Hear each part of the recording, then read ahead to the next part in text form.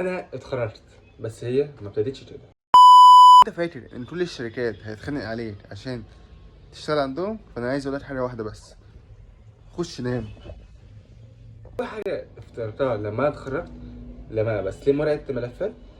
اول حاجه ايام الثانويه العامه وانت لسه مخلص ثانويه عامه ورايح لسه تقدم ورق النتائج بتاعتك عشان تقديم للكليه.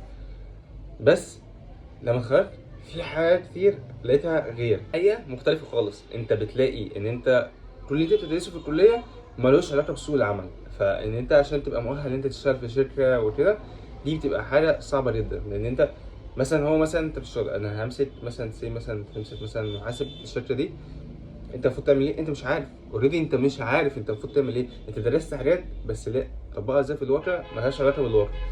طب انا المفروض تلاقي المفروض الدراسه تعمل ايه؟ لا تلاقي نفسك انت المفروض تاخد كورسات، لا المفروض تاخد ومش حاجات الكمبيوتر والحاجات دي، لا انت حاجات خاصه بالمجال بتاعك.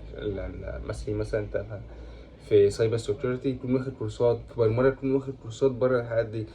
ما ينفعش تعتمد على الكليه. طب توضيح للتخرج كله، هنعمل فيديو هينزل قريب خلال النهارده او بكره.